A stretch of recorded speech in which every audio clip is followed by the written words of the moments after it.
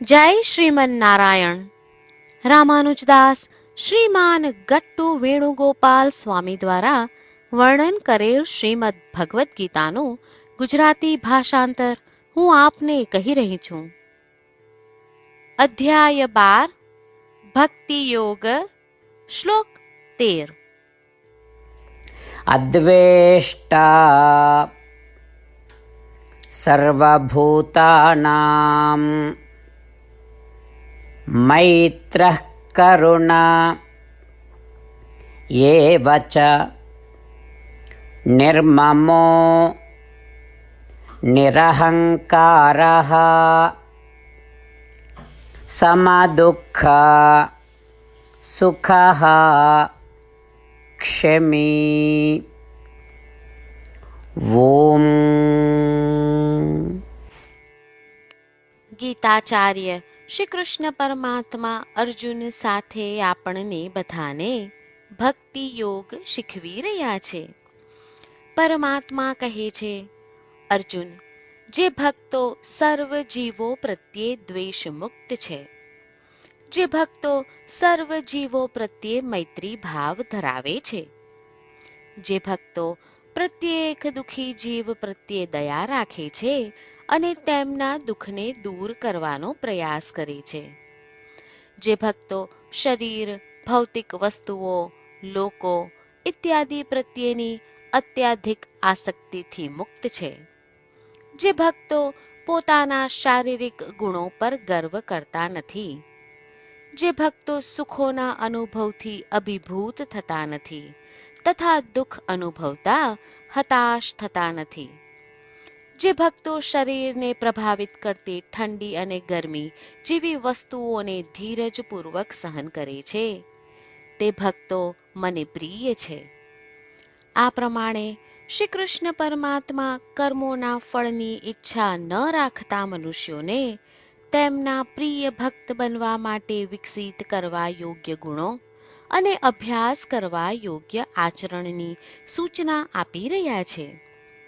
શ્રી કૃષ્ણ પરમાત્માના ઉપદેશોને ધ્યાનમાં રાખતા ચાલો આપણે તે બધા ગુણોને એક પછી એક વિકસિત કરવાનો પ્રયાસ કરીએ, જે શ્રી કૃષ્ણ પરમાત્મા અનુસાર તેમના પ્રિય ભક્ત બનવા માટે આપણામાં હોવા જોઈએ.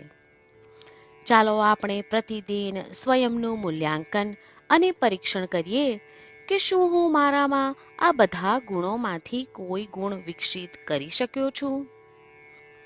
અને આ પ્રમાણે ચાલો આપણે શ્રી કૃષ્ણ પરમાત્માના પ્રિય ભક્ત બનવાનો પ્રયત્ન કરીએ.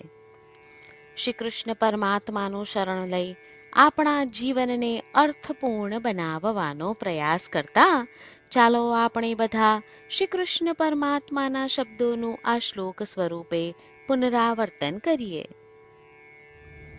અદ્વેષ્ટા સર્વભૂતાનાં મૈત્રઃ કરુણ એવ ચ નિર્મમો નિરહંકારઃ સમદુઃખ સુખઃ ક્ષમી.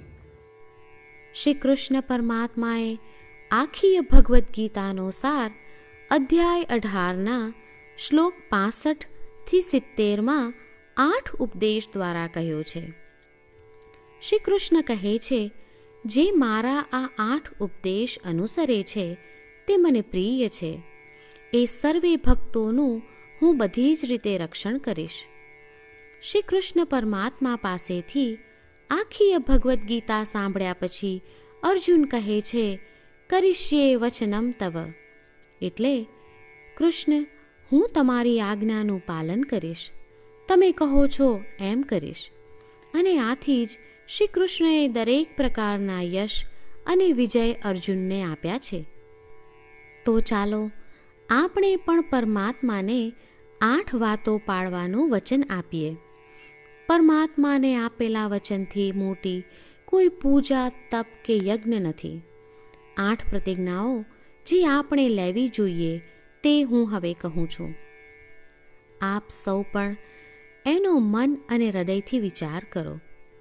આ રીતે શ્રી કૃષ્ણને વચન આપતી વખતે આપણે સૌ શ્રી કૃષ્ણની હસતી મુખમુદ્રાનો મનમાં વિચાર કરીએ અને પરમ આનંદનો અનુભવ કરીએ.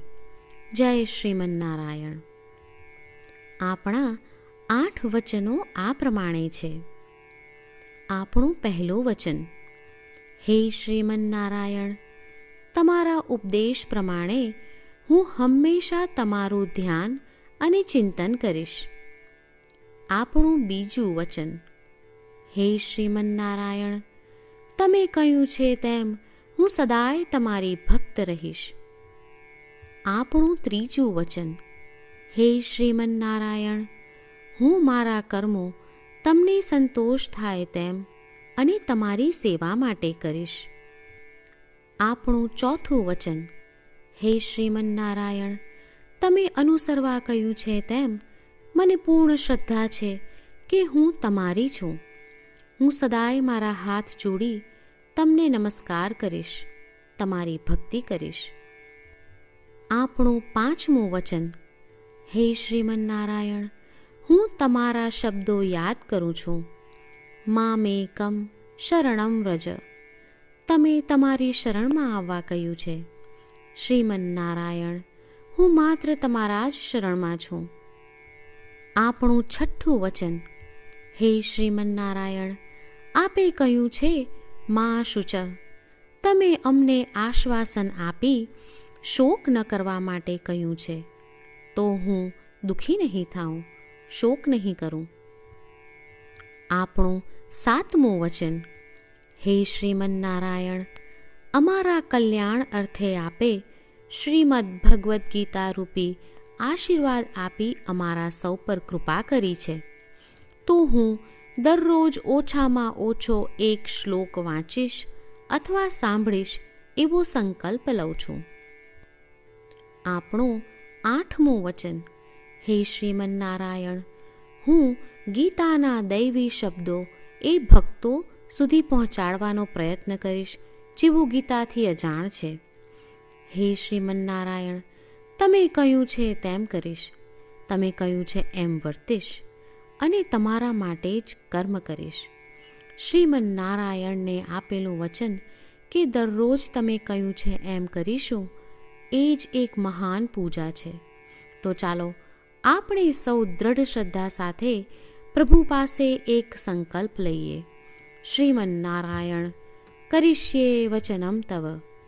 શ્રીમન્નારાયણ, હું તમારી આજ્ઞાનું પાલન કરીશ. સર્વમ શ્રી કૃષ્ણાર્પણમસ્તુ.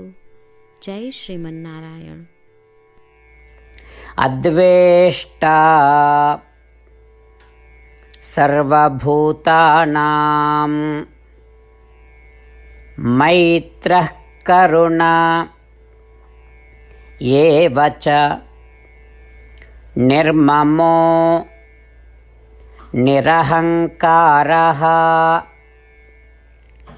સમદુઃખ સુખઃ ક્ષમી.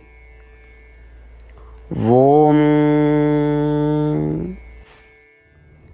અદ્વેષ્ટા સર્વભૂતાનાં મૈત્રઃ કરુણ એવ ચ નિર્મમો નિરહંકારઃ સમદુઃખ સુખઃ ક્ષમી.